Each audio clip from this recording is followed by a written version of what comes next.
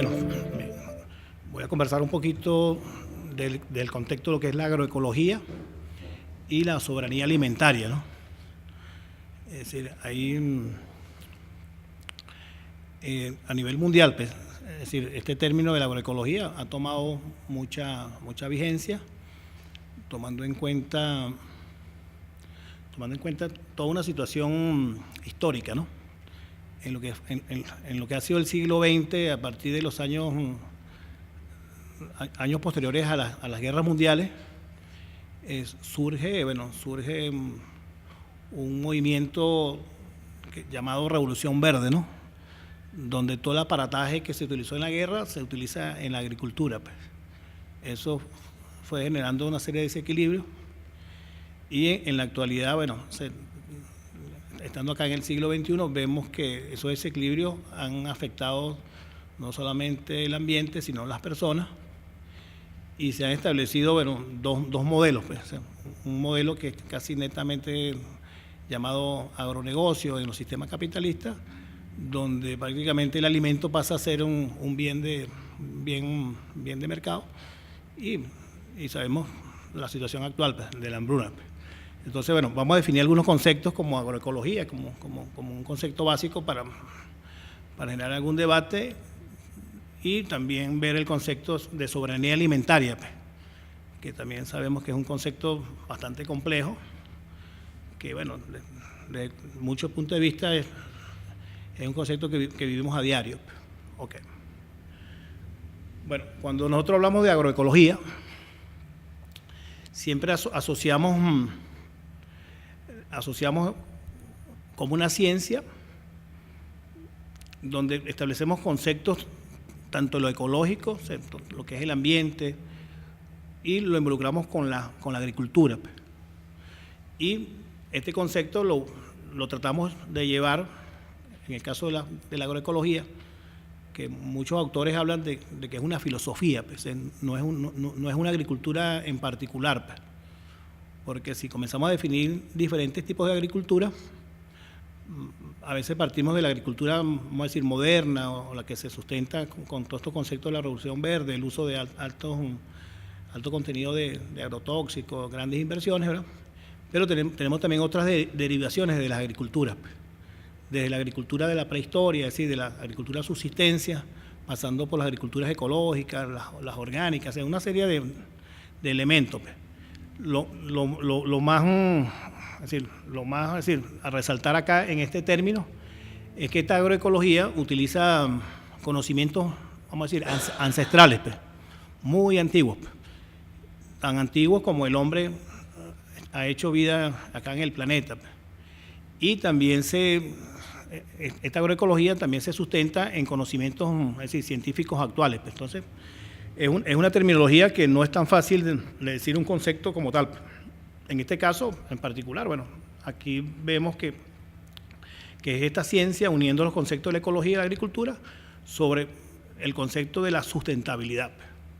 Y vemos más adelante, cuando hablamos de soberanía, y en el caso particular en Venezuela, nosotros tenemos, estos conceptos ya están blindados, pues, y tienen un rango constitucional, pues.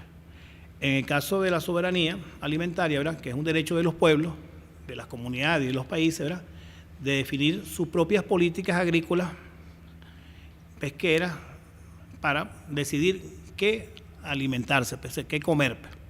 Claro, estos discursos tienen que ver también con independencia, pues. Y sabemos que desde el punto de vista de la hegemonía, ¿verdad?, es decir, los países que toda la vida han sido hegemónicos, que han sido imperios, ¿verdad?, no le permiten a los pueblos, es decir, que tomen sus decisiones, pues. Entonces, ese es otro elemento también a considerar en lo que es la alimentación, pues. Entonces, si combinamos la agroecología como una vía hacia la soberanía alimentaria, vemos que hay muchos elementos antiguos, como hacía referencia, pues. Todos sabemos que la agroecología se nutre de la agricultura originaria, vamos a decir, lo que nosotros hemos llamado para nuestros pueblos los conucos, pues, donde la gente fue resolviendo sus problemas alimentarios, en este caso vamos a decir familiares, pues. y luego comienzan a ver los intercambios y los trueques, y todavía en la actualidad hay pueblos que viven de esa manera de la agricultura. Más adelante, ¿verdad?, siguiendo el concepto de la soberanía alimentaria, ¿verdad?, vemos que los pueblos, pues, en el caso nuestro, pues, hemos fijado, ¿verdad?, posición hacia dónde ir. Pues.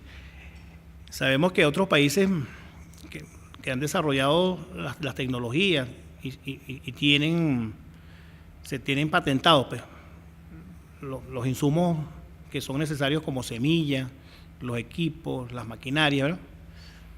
Pero también le colocan condiciones a qué comprar y a qué costo comprar. Pues. Si nosotros planteamos esto a los tiempos actuales, pues, a los que vive Venezuela, pues, y no este año ni el anterior, pues, es decir, los últimos 15 años, cuando siempre se han torpedeado, pues, las políticas que planteó el presidente Chávez desde el momento de la constituyente,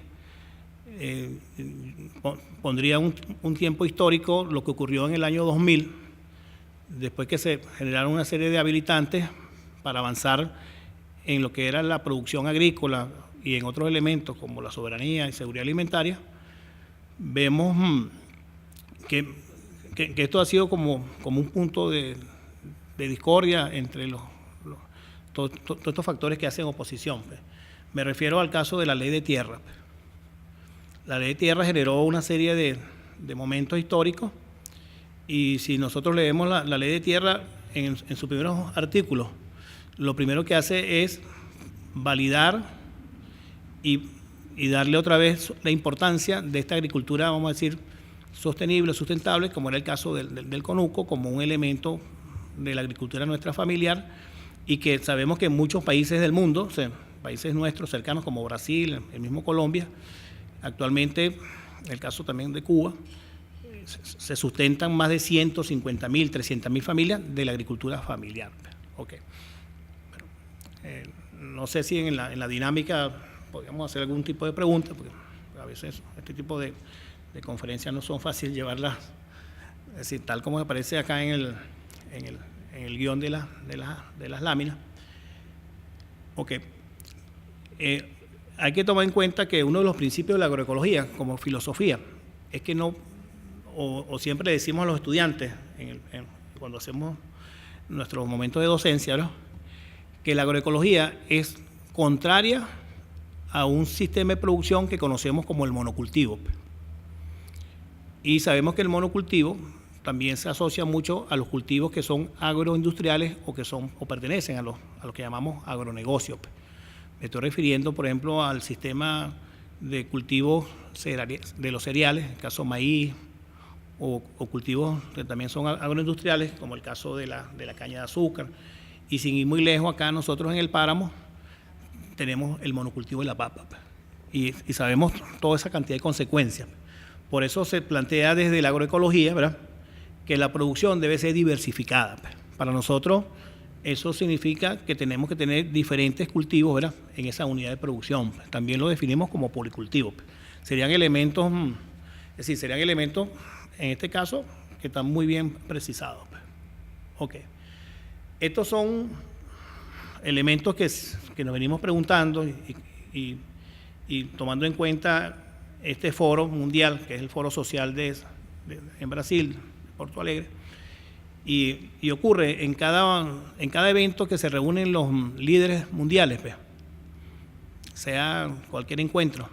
Nosotros, en el caso, en nuestra región, ahora no solamente es un encuentro, tenemos la CELAC, tenemos el ALBA, la UNESUR, y a nivel mundial también se dan muchos encuentros, como los encuentros de la Organización Mundial del Comercio, que son encuentros que es donde nos fijan posiciones. Pues.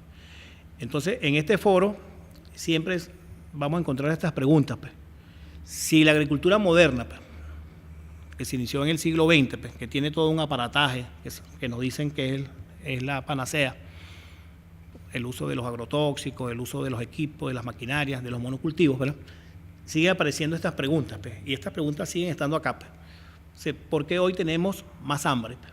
Sabemos que la población mundial está cercana a los 7.000 millones de habitantes Se dice que más de 1.500 millones de habitantes sufren o padecen de hambre. Y eso lo podemos contactar hacia los continentes africanos. También nos toca a veces a nosotros en nuestros países centroamericanos. Se habla de que hay más desnutridos, más campesinos en crisis, que sabemos todo una situación de migraciones hacia las ciudades, abandono de los campos.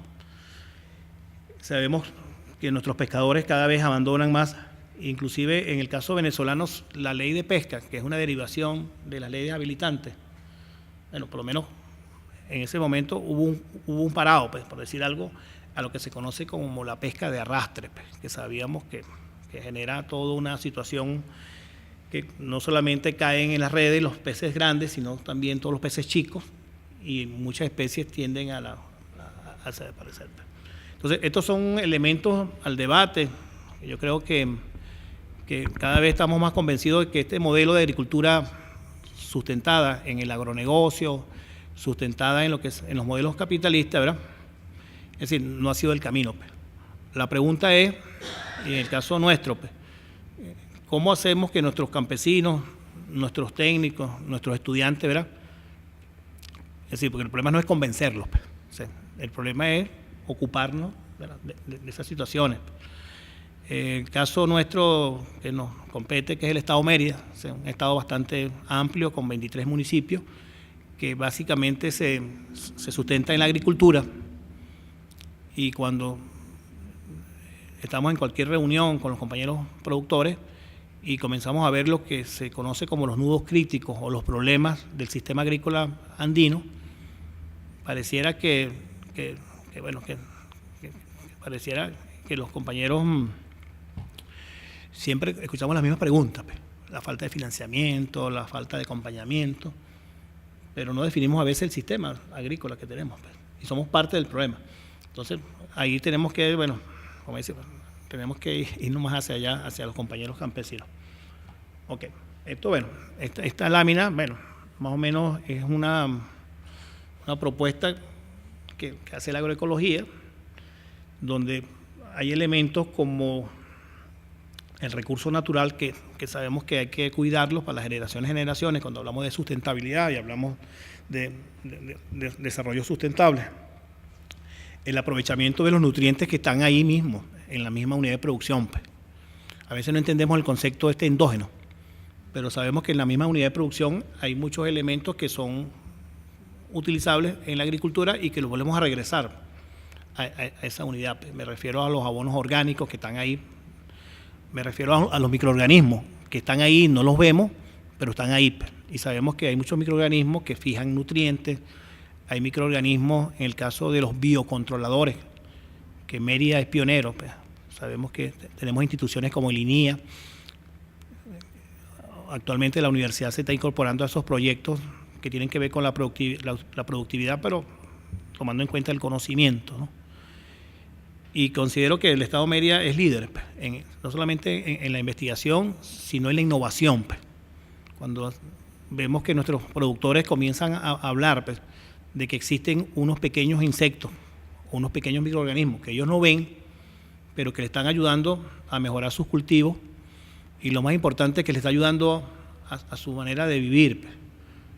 Porque estoy seguro que uno conversa con productores de acá de Pueblo Llano, que a veces los atacamos mucho, o a los compañeros de bailadores, o cualquier productor nuestro, pues. Y entonces decimos que los productores son culpables de la contaminación del agua, pues, que ahorita es un tema que está en las mesas de discusión del eje conocimiento andino, pues. Y resulta que, bueno, a nuestros campesinos toda la vida le hemos dicho que así es que se siembra, pues, y le entregamos también esos elementos, ¿no?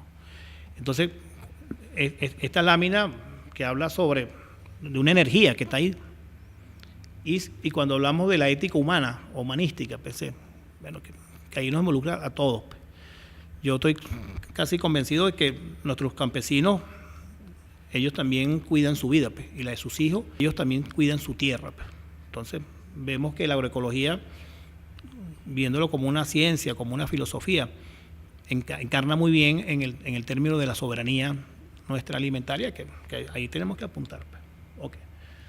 Bueno, Estos son, bueno, vamos a ver estas láminas. Y como le decía el comentario inicial, pues, es decir, hay muchos tipos, o hemos definido muchas agriculturas. Pues. Creo que queda otra acá.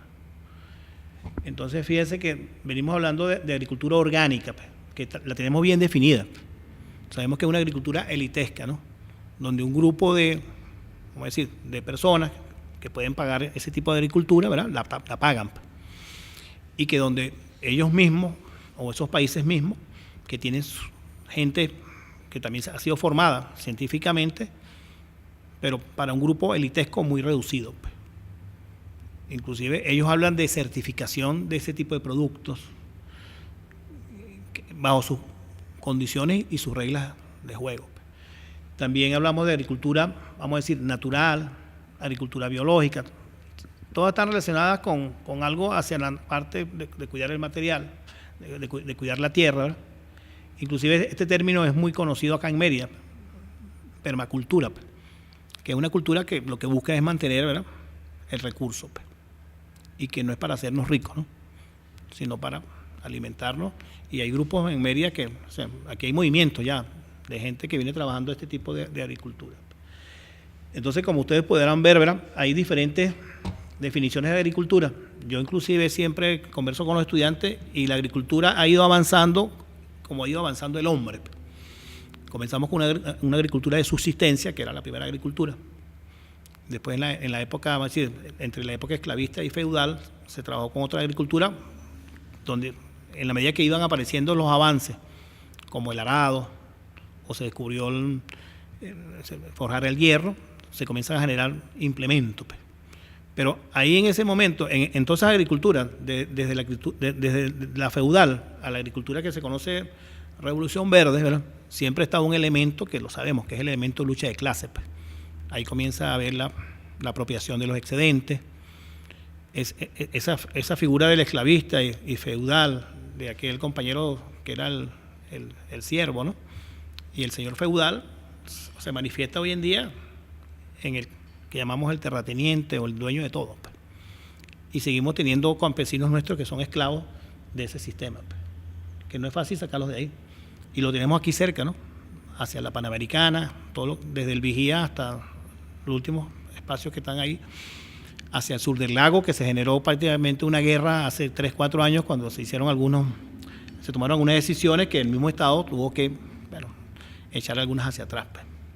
Es decir, que no estamos muy lejos todavía de ese tipo de agricultura histórica, pues, sea feudal, y la que conocemos actualmente, que a veces la definimos como agricultura moderna, agricultura convencional, pero no es más que la agricultura que se fundamentó en el concepto de la Revolución Verde, pues, que había que producir mucho alimento, no importaba el costo, me refiero al costo ambiental o el costo que sea, pero que no hemos entendido, y hay que decírselo sobre todo al pueblo venezolano. Pues. La gente no ha entendido que 1 kilo de leche o 1 kilo de carne o cualquier otro producto, maíz, trigo, se manejan con precios internacionales, pues, y precios muy elevados. Pues. Creo que Venezuela, con todas las críticas que se nos hagan hacia el modelo, cuando escuchamos decir que el modelo socialista fracasó, porque vamos a estar claros, pues, la gente pensó que al no estar el presidente Chávez, por una razón que sabemos que los que estamos acá en la tierra tenemos que irnos algún día. Hasta ahí iba a llegar la revolución del comandante Chávez. Pues. Y vemos que hoy en día los compañeros que cada vez se suman más a este proceso, entendemos que la cuestión no es tan fácil. Pues. La gente cree que el alimento es fácil conseguirlo, pues, ¿sí? O es fácil producirlo. Porque cuando también nos bloquean con insumos, porque para producir semillas necesitamos insumos. Pues, la cadena agroproductiva no es tan sencilla. Pues. Es decir, cuando nosotros hablamos del sector primario, que tiene que necesitar una cantidad de elementos para producir un rubro indeterminado, hasta que llega al consumidor, pasan procesos muy complicados. Bueno, vamos a ir viendo acá láminas. Bueno, aquí yo le hacía referencia que la agroecología ya no es algo que sea tan nuevo, ¿no? Claro, aquí se habla de los años 70, pero es cuando se comienza a hablar ya de una disciplina y comienzan a aparecer estudiosos, pues, de la agroecología. Pues. Una referencia mundial es el compañero Altieri, Miguel Ángel Altieri, Y acá en Venezuela siempre lo decimos, pues hay un compañero referente que es el doctor Miguel Ángel Núñez, pues, creo que es de las personas que ha hecho aportes interesantes, porque de los años 2000 para acá, pues vamos a decir, estos últimos 15 años a la llegada del presidente Chávez, también el movimiento agroecológico comienza también a crecer porque, bueno, el presidente genera todo un debate, una discusión hacia la conciencia, y a veces no es fácil, pues. O sea, a veces cuando escuchamos momentos históricos, como por ejemplo, decir, la semilla que se utiliza en el país, pues, ¿de dónde viene? Pues? O cuando nos preguntamos por nuestros alimentos, pues. O nos haríamos la pregunta, ¿será que la agroecología nos va a ayudar a resolver el problema de la soberanía? O sea, cuando comenzamos a buscar un elemento, yéndonos a los elementos originarios, ¿será que la agricultura familiar sería una vía? Entonces, esta parte de este debate. Entonces vemos que en esta lámina que habla sobre ya a finales de los años 70, ya se comienza a hablar de la agroecología como una disciplina, como una ciencia, donde hay una serie de prácticas que nosotros llamamos prácticas alternativas. Es decir, contra el fertilizante sintético tengo los abonos orgánicos. Contra los plaguicidas, que la palabra es muy fuerte, imagínense, plaga, o sea, la palabra plaguicida. La palabra sida es matar, entonces es lo que mata las plagas. Pero como las plagas son seres vivos, igual que nosotros, también nos mata a nosotros. Entonces la cosa no es tampoco tan fácil. Pues, es el cuento de las bombas, ¿no? La gente cree que una bomba que caiga acá en Venezuela afecta a un grupo y a otro no. No, eso afecta a todos por igual.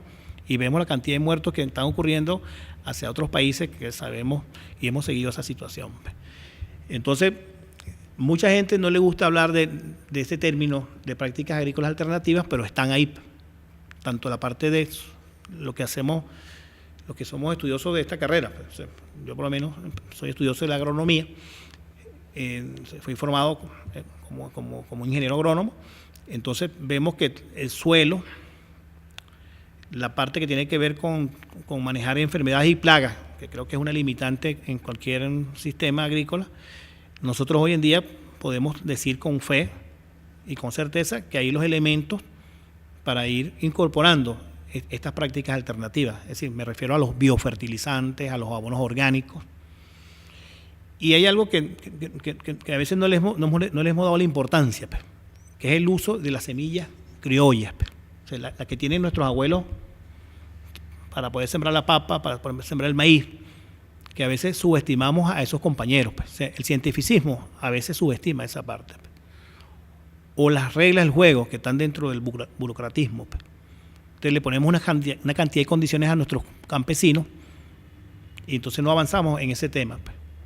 Y las experiencias que hemos tenido en los últimos 5 años a través de los congresos de diversidad biológica, incluyendo el último en Maracaibo, cuando los compañeros de los movimientos sin tierra, los compañeros brasileños, ellos han demostrado que muchos agricultores, tanto de Brasil, Argentina, que se fueron por la vía del uso de los transgénicos, han regresado a la semilla criolla. Pero por un asunto, no es que la semilla transgénica no produzca, sino que hay toda una cuestión de dominación, que son las patentes. Tú siembras un maíz transgénico y no puedes agarrar esa mazorca, que a veces no te da ni un maíz, y volverlo a repicar, porque las leyes no te lo permiten, las leyes del capitalismo. O ocurre también con materiales de siembra que ellos hablan el término ese termination. Es decir, que la sembraste, cosechaste, pero no puedes. Tienes que volver otra vez a comprarle a ellos. Entonces, es interesante porque ya aquí en los años 70 comienzan a haber estos movimientos. Pues, no de manera alocada, sino de manera desde una disciplina. Ok, aquí seguimos hablando de conceptos de agroecología, ¿verdad? Unos hablan también del manejo ecológico, pues, de manejar el ambiente de manera amigable y tomando en cuenta que todavía esta crisis, vamos a decir, de la modernidad, pues. Es decir, porque la crisis de la modernidad sigue estando porque unos tienen y otros no los dejan ni que siquiera tengan. Pues. O sea, el problema del hambre sigue estando ahí. Pues. Entonces, por eso que hay otros autores que comienzan a hacer todo un debate, ¿verdad?, del modelo capitalista de la agricultura verde o de la agricultura moderna, ¿verdad? Y los modelos socialistas con agriculturas alternativas, donde la agroecología tiene un gran sustento y elementos bastante discutibles. Fíjense que este término lo dije al principio, que era el término de la diversidad. Se habla que la diversidad es el punto de partida de sus agriculturas alternativas, a partir de las cuales se pretende el diseño participativo de métodos y de desarrollos endógenos para establecer dinámicas de transformación en dirección a sociedades sustentables. Cuando nosotros conversamos con nuestros campesinos, que a veces no hemos entendido que nuestros campesinos tienen ese saber, que a pesar de que las universidades y los estudios nos permiten una serie de elementos, ¿verdad?, el campesino sabe cuál es el momento que él va a sembrar. Parece que fuera algo místico, algo religioso. En este momento ningún campesino saca los bueyes con esta sequía, porque sabe que se va a perder esa semilla, ¿no? Y cuando él comienza, y lo decía ayer alguien, lo decía de manera muy jocosa, ese sistema de las cabañuelas,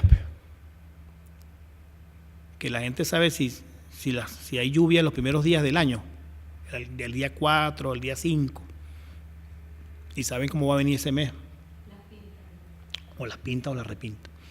Es un conocimiento ancestral que todavía los que estudian el clima con sus satélites no han todavía descifrado ese elemento, que es un elemento que ha pasado de años y miles de años y millones de años. Okay. Vamos a avanzar acá. Okay. Este es otro término que también hemos discutido mucho, que tiene que ver con la transición. ¿Sí? Y a veces nos quedamos en la transición. Sí, no es la que están hablando los compañeros de la transición, que ya ellos la traían ya bien definida, ¿no? Entonces, acá hay elementos que yo creo que hay que definir bien. Entonces, ¿cuáles son esos pilares de la transición? Ya entendiendo que los principios agroecológicos nos hablan de elementos muy fundamentales. Y aquí aparece un término que a veces no es muy común en nuestro lenguaje, pero que sabemos que la nutrición, es decir, en los seres vivos, tiene una gran importancia en relación al ataque de las plagas y las enfermedades, o de que de repente una planta, ¿verdad?, pueda resistir una determinada plaga. ¿Sí? Entonces, este elemento que tiene que ver con mejorar los suelos, y por eso acá en la transición se habla del manejo orgánico de los suelos. Todos sabemos que los suelos, ¿verdad?, son unos entes vivos, viven microorganismos que unos actúan mejorando, es decir, la física o la textura de ese suelo para que ella pueda retener humedad. Otros microorganismos ayudan para convertir, ¿verdad?, abonos que son aprovechados. Y hay otros que ayudan a controlar plagas y enfermedades. Entonces, ese elemento es un elemento principal en la transición hacia una agricultura agroecológica. Igualmente, cuando se habla del manejo del hábitat donde está el cultivo, ¿verdad?, que por supuesto todos sabemos que eso ha sido intervenido por el hombre. Cuando vamos a sembrar, ¿verdad?, áreas nuevas, tenemos que deforestar, y hay miles de formas de hacerlo. Todas esas quemas que ustedes ven detrás de ahí de Vía al Manzano, o sea, eso no son quemas casuales. O hay quemas que se hacen en el páramo, ¿verdad?, de los frailejones, porque la gente va creciendo, de lo que llamamos la frontera agrícola. Entonces, si yo, en vez de tener el elemento diversidad, es decir, mi policultivo, yo tengo son monocultivos, ¿verdad?, yo estoy provocando y estoy haciendo presión para que esa plaga y esa enfermedad no deja de romper ese ciclo, y cada año tengo más plagas. Podemos hablar de casos como la papa, ¿no?, que cada vez aparecen nuevas enfermedades o plagas, pero las que están ya se han hecho mucho más fuertes. En el caso de las hortalizas de hoja, el caso de la región andina, bailadores o timotes, Miranda, ellos siembran mucho lo que nosotros consumimos, ¿no? Las famosas coles estas, coliflor, los repollos, que son de una misma familia. Entonces, hay una plaga, un insecto que está ahí, que siempre va a tener, ¿verdad?, esa comida. Entonces, siempre va a aparecer porque no se rompe ese ciclo, ni siquiera se rota el cultivo. Y está todo el año ahí porque sabemos que es un cultivo, desde el punto de vista económico, que se paga muy bien. Entonces, ahí, ahí el elemento, si no usamos el elemento de manejar el hábitat, no podemos irnos hacia allá. Ese pilar de la transición no se va a dar. Y bueno, y así muchos elementos.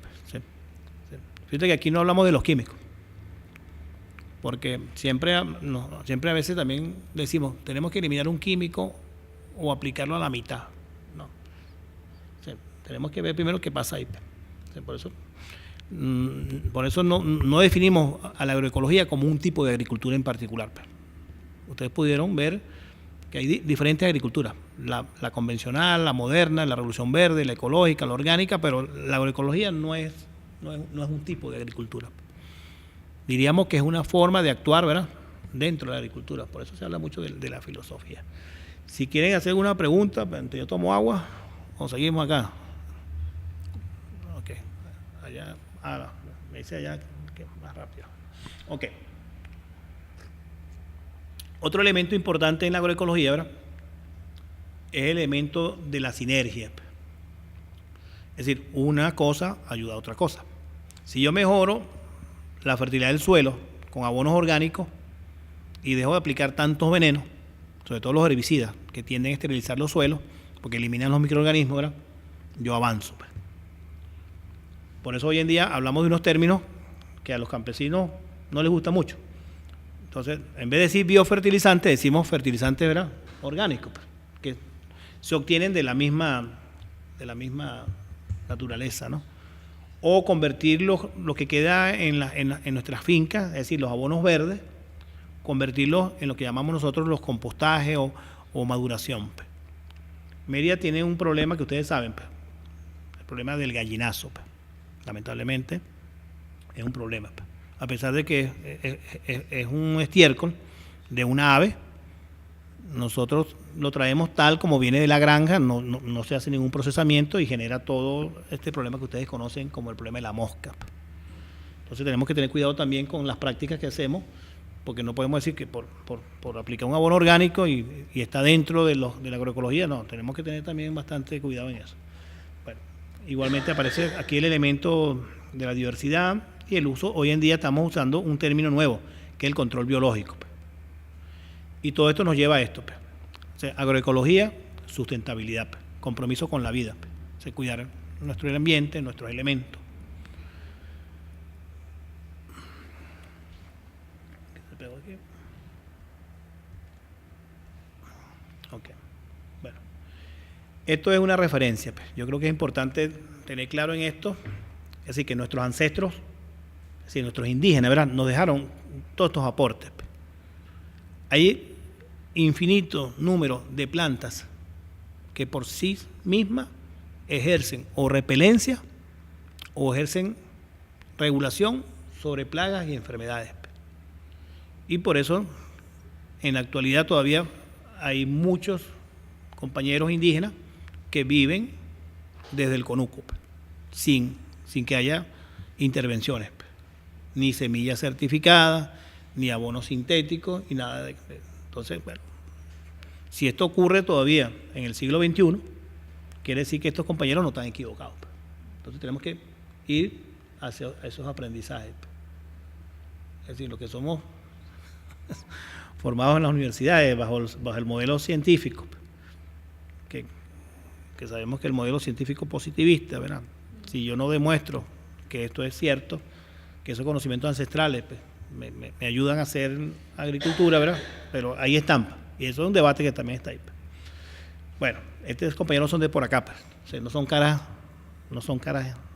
extrañas. Esto ocurre mucho por acá, por Tabay, Santo Marquina. Son amigos nuestros. Claro. Entonces, hemos dicho, pues, entre tanto, ¿verdad?, se ha demostrado, ¿verdad?, en la práctica y científicamente, ¿verdad?, que la agroecología es el mejor sistema de cultivo que mejor cuida el ambiente. Pues. Yo diría que la agroecología es amigable con el ambiente. Pues. Pero tenemos que descifrar, pues, cómo llegar a esa agroecología. Pues. Tenemos que convencernos primero los que vamos a llevar esa filosofía. Sí. Dentro de sus objetivos está aprovechar, ¿verdad?, racionalmente los recursos locales, evitar, ¿verdad?, contaminaciones. Este es su Mérida, ¿no? Esta es una foto muy linda. Porque a veces pensamos que los que contaminan son los campesinos, pues, y toda esa cantidad de agua que cae todos los días de las casas nuestras, ¿no? ¿Dónde? Cantidad de jabón que tiramos, de aceite. Menos mal que hoy, como dicen por ahí, hay poco jabón, pues. Entonces, eso ha bajado la contaminación. Pues. Entonces, acá vemos un compañero campesino, ¿verdad? Fíjate que ellos, en este sistema andino, sabemos que el derroche de la energía es bastante baja, ¿no? Aquí no vemos un tractor por ningún lado. Sobre todo en las zonas nuestras de los páramos por la pendiente, ¿no? Y siempre vemos que este compañero acompañará su cultivo con diversidad de cultivos. Fíjate que aquí hay una cuestión que es interesante, que son las plantas estas que yo le decía, pues, que nos ayudan. Pues. Las llamamos plantas silvestres. Pues. Y a veces por ser simplemente silvestres, ¿verdad?, nosotros despreciamos esas plantas. Pues. Y hay una lista muy larga, pues, que son se conoce más la mediática. Pues. Por ejemplo, el nim, pero hay otras plantas que están en las casas de los campesinos, comenzando por la lechuga esa criolla, que la utilizan para los chamitos para que no se lloren tanto.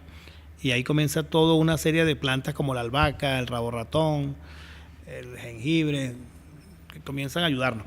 Entonces, yo creo que es importante que nosotros también ayudemos a entender esos modos de acción y también ayudar a llevar esas plantas en formas ya un poquito más procesadas también.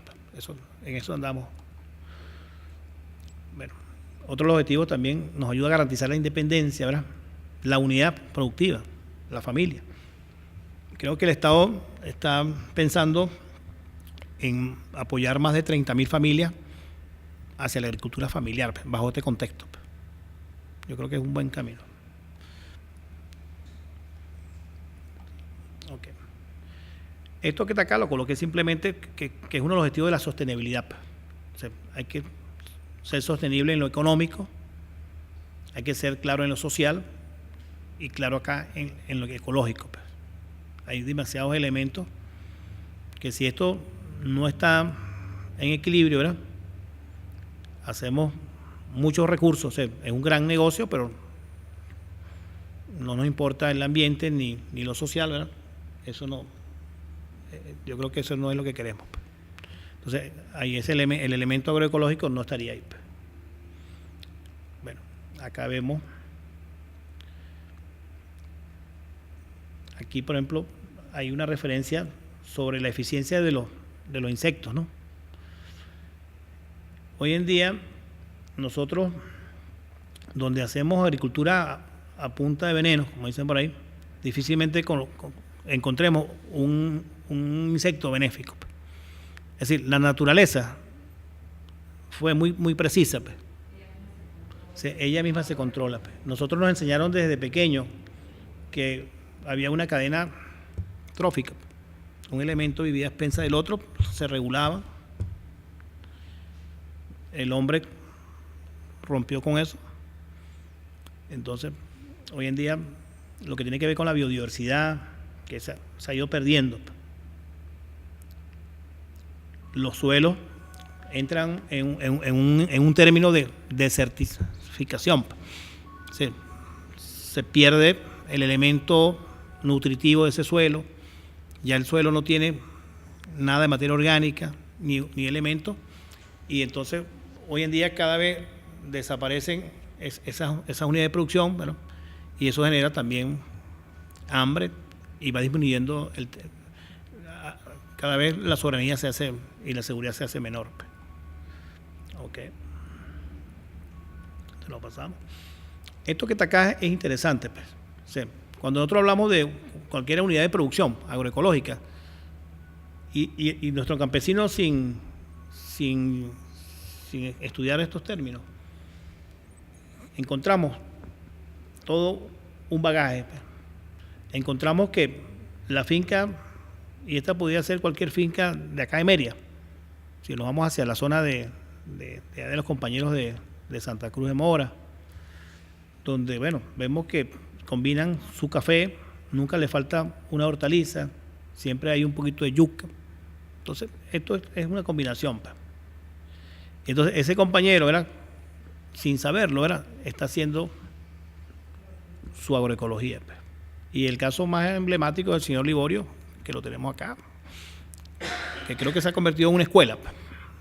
Inclusive la última vez que tuvimos la oportunidad de compartir ahí en un encuentro de agroecología, está construyendo hasta una aula en su casa, pues, y una vivienda donde la gente que quiera aprender, pues, pueda pernotar, pues, porque creo que ha sido aquí en Santo Marquina, el señor Liborio, pues, una unidad de producción que ya anda más de 15 años y él se declara que es agroecológico, pues, ¿sí? Que él se liberó de los agrotóxicos, pues, que él prepara sus propios productos para controlar sus plagas y él considera los insectos que no son plagas, pues, que tienen derecho de alimentarse de lo que él cultiva, pues, y que al final todavía le es rentable para vivir con su familia. Pues, ¿sí? Entonces es una buena filosofía, habría que estudiar ese caso. Acá vemos en un agroecosistema, pues, componente familiar, componente animal, componente de suelo, todo siempre en equilibrio. Pues. Bueno, aquí hablamos hemos ido insistiendo en mucho esto, ¿verdad?, en los policultivos, en lo que es cambiar un cultivo, rotar, porque es una manera de romper el ciclo de las plagas y las enfermedades. Tecnología, que este término es interesante, socialmente apropiadas, pues. Tiene que ver con la innovación. Hoy en día, por eso decía, Mérida se ha convertido en un estado de referencia, pues, en lo que es el conocimiento, porque hay mucho conocimiento, pero también hay, los mismos nuestros productores nos están enseñando, ¿verdad?, a hacer cosas que muchas veces nosotros no pensábamos que eso da resultados. Pues.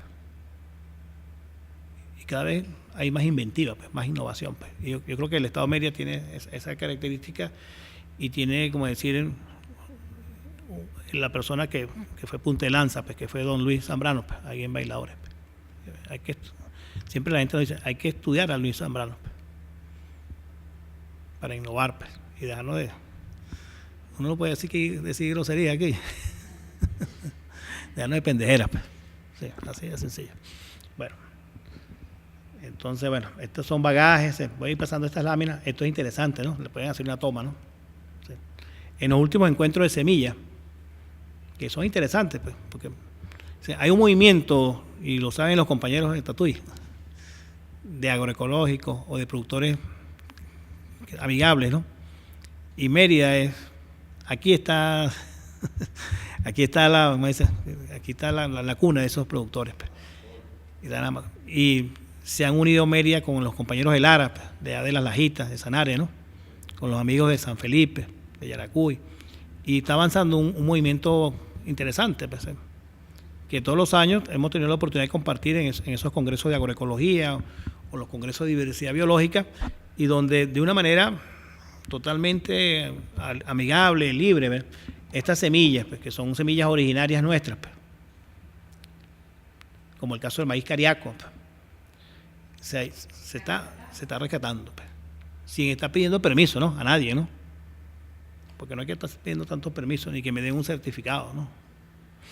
Bueno, estas son otras propuestas que me parecen interesantes en hacerle mención en lo que es los conceptos de agroecología, que es lo que llamamos nosotros asociar cultivos, cereales con maíz. El caso de las leguminosas también son fáciles de asociar, y comienza a entrar un elemento nuevo, que es el elemento aromático o las plantas medicinales. Fíjate que aquí hay hortalizas con auyama, Estas son propuestas, ¿no?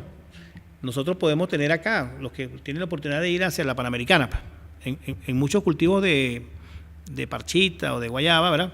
La gente ha ido incorporando también hortalizas, pues, como el caso hay una especie de ají, que es muy comercial. Entonces, mientras tú tienes que esperar un año para que venga esa parchita, pero como tienes una sombra ahí, y a veces no hay malezas, ahí puedes aprovechar y meter estos cultivos de manera asociada. Aquí, bueno, entonces, entonces, bueno, y aquí más o menos estamos finalizando, no sé si ¿cómo no? ¿Cómo hago yo para echar para acá atrás? ¿Aquí? ¿Quieres? Fíjate que esto es interesante. La gente acostumbraba a colocar cercas de púa para que nadie se meta a llevarse las gallinas y los cultivos. Pues. Entonces, hoy en día la alternativa de las cercas vivas, ¿viste? Onoto y Quinchoncho.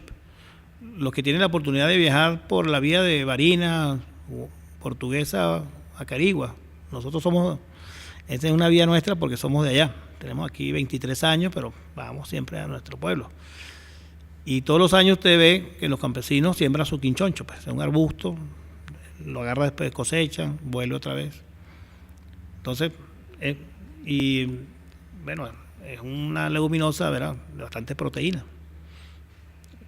Mira, aquí quinchoncho con ocumo. Imagínate para la Panamericana, que hay bastante humedad, pues, es el caso nuestro. Ok, aquí, bueno, seguimos vagando insistiendo sobre esto de la diversidad. Y por último, bueno, yo pienso que es interesante y debemos tener una metodología, pues, cómo sistematizar, ¿verdad?, para uno generar un documento. Pues. Yo pienso que ahora también es el momento de los documentos, pues, tomando en cuenta, voy a dejar esta última, que esta me gusta porque la traje como una referencia, pues. Estos son los murales que estaban allá en Maracaibo, allá en La Varal, ¿no?, en el Congreso de Diversidad Biológica. Imagínate estos muchachos que pasan una semana en el Congreso, ¿no? Y va quedando en cada Congreso una serie de murales.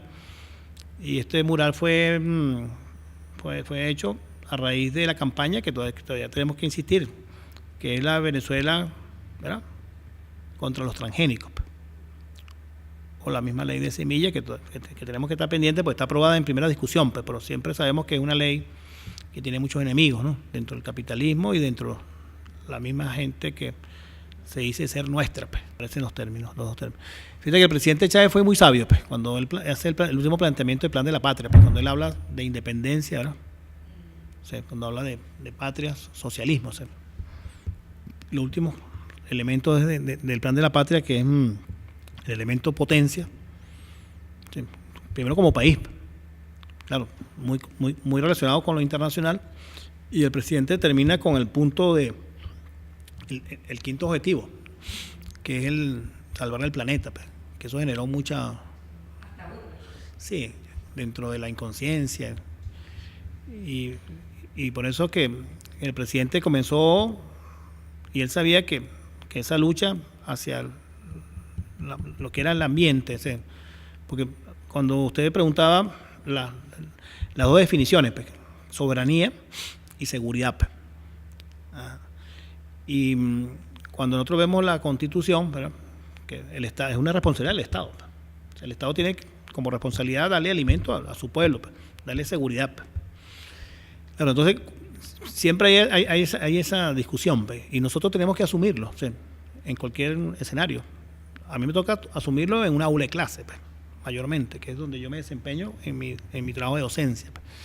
Luego me toca hacerlo en mis actividades de investigación y después en mis actividades cotidianas, mis actividades políticas. Entonces, soberanía es como dice el concepto, pues, es el derecho de los pueblos, ¿verdad?, de producir sus propios alimentos y de acuerdo a sus condiciones. Nosotros tenemos una distorsión fuerte y hay que dar ese debate. Hay alimentos que nosotros no podemos prescindir, pero que no son nuestros, como el caso del trigo, pues. Pero, como decía un compañero, pues, es decir, no podemos vivir sin una panería al lado, o sea, sin un pan de trigo, o sea. O ustedes que son andinos que no pueden vivir sin la harina porque Entonces, sí, el término es muy claro. Soberanía es que usted produzca sus alimentos. Así, sin mucha, es decir, mucho arreglo. Producir nuestros alimentos, ¿sí?